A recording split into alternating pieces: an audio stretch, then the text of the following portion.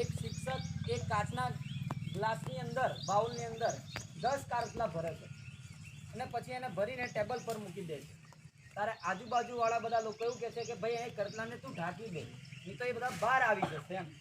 તારે શિક્ષક એવું કહે છે કે એને ઢાંકવાની કોઈ જરૂર નથી. એક કરટલો બહાર આવશે એટલે બીજો એને પગ પકડીને પાછો ગ્લાસની અંદર ઉતારી દેશે, બીજો ચડશે એટલે ત્રીજો ઉતારી દેશે. એટલે આ રીતના જ આપણી સમાજની દશા.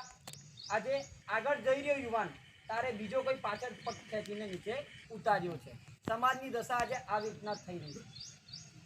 એક વસ્તુ યુવાનો યાદ રાખજો કે એક તપેલીની અંદર 1 લીટર દૂધ લેશું ને, તેને ફાળવા માટે ખાલી 1 ટીપું લીંબુનું જ જરૂર છે.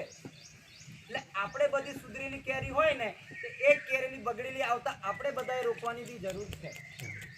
પછી એમાં મારી એકલાની કઈ અંગત, મારે ને વિજયભાઈને કોઈ હાથ બાજ્યા કટ્યાના કોઈ લેવા દેવા નહીં મેં ભાઈ.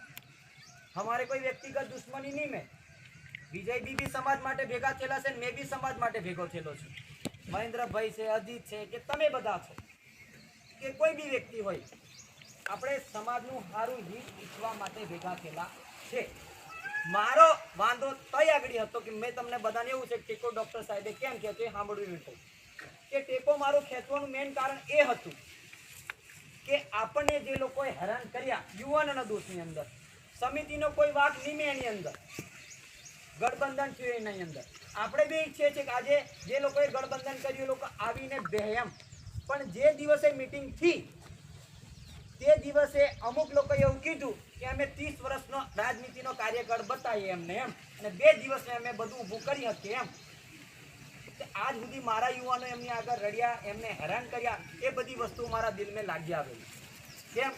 દરેક યુવાન મારો ભલે લોહીનો સંબંધ નહીં હોય, પણ મારો સમાજનો મારા દિલમાં વસેલા છોકરાઓ છે બધા. એ લાગણી દુભાઈ 24 કલાક મંથન કર્યા પછી 10 થી 15 આગેવાનો જોડે મળ્યા પછી મેં આ ડિસિઝન લીધું છે. મેં એવું નહીં કીધું કે ટેકો ખેંચી લીધો એટલે સમાજ માટે કોઈ કામ નહીં કરું, કશું નહીં કરું. એવું એમાં બી મુદ્દો લખેલો છે કે સમાજને ક્યાં બી જરૂર પડે, રાત દિવસ 24 કલાક મેં અને મારો પરિવાર ઉભેલા જ છીએ. એટલે આ બાબતનું નિરાકરણ કરવા માટે કાલે અમે રાતે બેઠા હતા. એ બેઠા પછી ડિસિઝન એવું નક્કી કર્યું કે એમાં બધાની સહમતિ થઈ કે આપણે જે ગઠબંધન કર્યું છે એમાં બધાની, મારી તો વ્યક્તિગત ના છે, તમારા બધાની હા હોય તો પછી આપણે ગઠબંધન કરવા માટે બી રાજી છીએ, પણ એમાં મેં વ્યક્તિગત રીતે નહીં આવું, મને પસંદ નથી. મેં તમને ઉદાહરણ આપ્યું કે આખું દૂધ ચોખ્ખું છે પણ એક જ ટીપું અંદર આવતું રહે આખું દૂધ ફાડ નાખે. એમાં તમારે બી બધાએ વિચારવાની જરૂર છે. અને બીજી વસ્તુ એવું છે કે આજે આપણો સમાજનો દીકરો, મારો ભાઈ કે મારો મિત્ર આજે જેલની અંદર છે, એના વિશે કોઈ ટીકા ટિપ્પણી કરશે અને કરી છે ભૂતકાળની અંદર, તો એવા લોકોએ જવાની બી મને લાગતું નહીં કે આપણે લોકો જોડે જઈએ. કેમ? આજે આપણો ભાઈ જેલમાં છે, આજે આપણે બઠા ખાલી 2 મિનિટ મંથન કરી કે હું કરતો છે એ બી આપણને રડવું આવી જાય. કેમ? મને કોઈ પક્ષ પાર્ટીથી વાંધો નથી. એ યુવાન આપણા આદિવાસી સમાજના હક અધિકાર માટે લડ્યો છે, સર્વ સમાજના. એવું નહીં આપણે એટલો સમાજ, સર્વ સમાજના. શિક્ષણનો મુદ્દો હોય, આરોગ્યનો મુદ્દો હોય કે ભ્રષ્ટાચારનો મુદ્દો હોય કે યુવાનોની અંદર જાગૃતિને ક્રાંતિની શરૂઆત જો કરી હોય, આપણે તો છીએ, પણ આખા ગુજરાતની અંદર અત્યારે હોય તો માને છે આપણા બધાના ચૈતર ભાઈ જ છે. બાકી મને અત્યારે કોઈ સુધી દેખાતું નહીં. એટલે આ બાબતે મને આ બધું વિચારીને બધું ડિસિઝન નક્કી કર્યા પછી, મેં બી ભણેલો ગણેલો ડૉક્ટર છું, મેં બધું વિચાર્યા પછી આ ડિસિઝન લીધેલું છે. જો આ ડિસિઝન નહીં લેતો તે કાંક મારા સમિતિના સુરાન કાં તો સમિતિને નુકસાન હતું, તમે માનો કે નહીં માનો, કોઈ કાળે બી નુકસાન હતું ને હતું. મને ફાયદો કોઈ જગ્યા પર દેખાયો નહીં. આ બાબતથી મારો ટેકો નહીં કરશે. તો બાકી વ્યક્તિગત બીજા લોકોને કદાચ એવું હોય કે વિજયભાઈની ડૉક્ટર સાહેબની બગડી છે, કાં તો મહેન્દ્રભાઈની મારી બગડી છે, કાં તો અજીતભાઈની મહેન્દ્રની બગડી છે, એવું કંઈ છે નહીં. બધા સમાજ માટે ભેગા થયેલા છે. કોઈનો ઘરનો રોટલો શીખવા માટે મેં 3 વર્ષ જે સમાજને આપ્યા, જે બાબતે આપ્યા હોય એ બાબતે, પણ એ બાબતની લાગણીથી મેં પાછો સમાજને આવેલો. સમાજમાં તમે સમાજને પણ સમિતિને આવેલો. તમે બધા એગ્રી હોય મારા સહકાર માટે તમે આવવા માટે રાજી છું. અને તમને ઠીક નહીં લાગે તમે મારા રીતે અંગત સમાજના કામ કરવા માટે બી રાજી છું. મેં સમાજના કામ મારા બાપ દાદાએ છે ને આખું ગામ વસાયેલું ઉશીરે જે બાજુના ઇતિહાસ. અને મારો ફાધર છે ને આજે બી મારી ગાડીની બીજાની ગાડીને લઈને આવે તો બી આજે વગર કે સમાજની સેવા કરે છે. એક કુળમેથી પાકેલો મેં દીકરો છું એમ.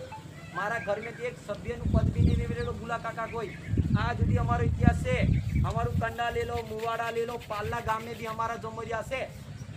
એટલે અમને આજે ગર્વ થાય. પાલ્લામાંથી ક્રાંતિની શરૂઆત થઈ, અમારા બી જમરિયાના છે, અમારા જાંબુડીમ છે, અમારા હરકુંડીમ છે, અમારા મણિપુરની આ ગોગમ પણ પાછા આવે અને પાછા કંડામ જતા રહેલા છે. એટલે આ બાબતનો મને કોઈ સ્વાર્થ સમાજ સાથે નથી. અને તમે હમણાં કહેતા હોય કે 300ના સ્ટેમ્પ પર લખીને આલદમ કે ડૉક્ટર સાહેબ કોઈ ચૂંટણી ઇલેક્શન નહીં લડે. તમને બધાને એવું થતું હોય તો મેં સાંભળ્યું છે એટલે કહું છું. બાકી મને સમિતિ આજે બી કહું છું, મને સમિતિમાં આવવાનો કોઈ જ ઇન્ટરેસ્ટ નથી. મેં અહીંયા આગળ બહુ ઊંડો ઘા પડેલો છે એ મેં જાણું છું. એમને પૂરવાનું કામ તમારે કરવું હોય તો તમે કરી શકો. બાકી બીજા પેલા ગઠબંધન વાળા કરવાની નહીં આવવાના.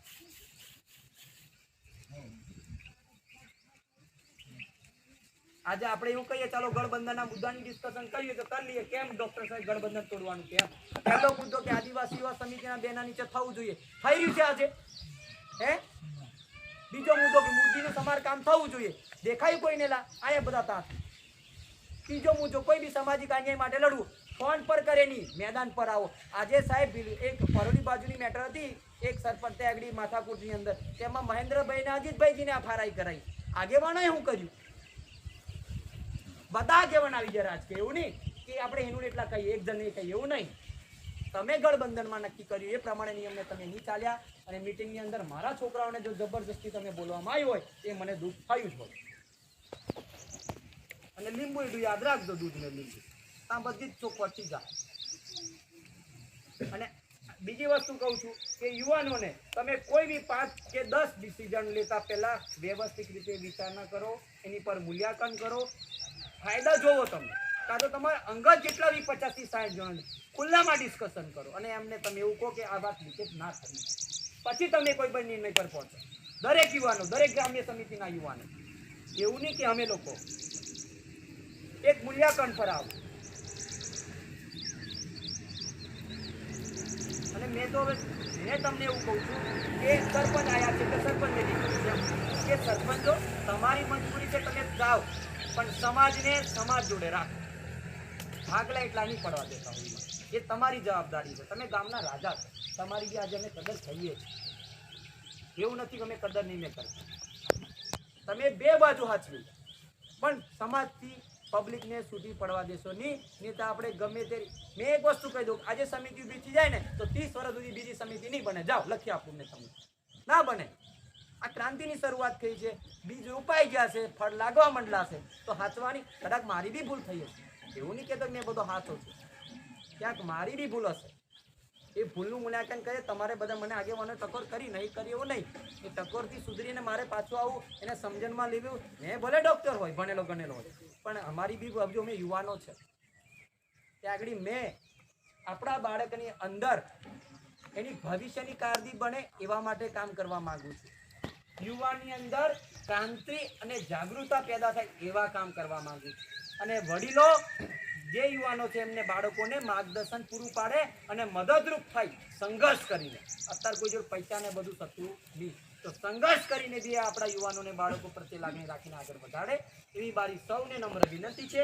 9 ઓગસ્ટ કાર્યક્રમ આવી રહ્યો છે, હળી મળીને શાંતિથી જે લાગણીથી દર વર્ષે ઉજવ્યા એ મુદ્દા પ્રમાણે કરશું. અને મેં આ 5 જણને તમારે વચ્ચે કીધું છું કે ભાઈ વ્યક્તિગત તમારું કોઈ મારી સાથે છે નહીં, અને તમે આગેવાણીની અંદર જે કરતા હતા એ પ્રમાણે કાર્ય કરો. ડૉક્ટર સાહેબનો જે સાથ સહકાર હતો એ તો રહેવાનો છે. આ બધા સમાજ આપણી જે સમિતિ છે એમની વચ્ચે મૂકી દીધું. બાકી વ્યક્તિગત 8-12 કેમ કે આપણે પછી બે મૂકીને આવવાનું નહીં. મેં બસ આટલી જ કહી મારી વાણીને વિરામ આપું છું. જય જવાહર, જય આદિવાસી.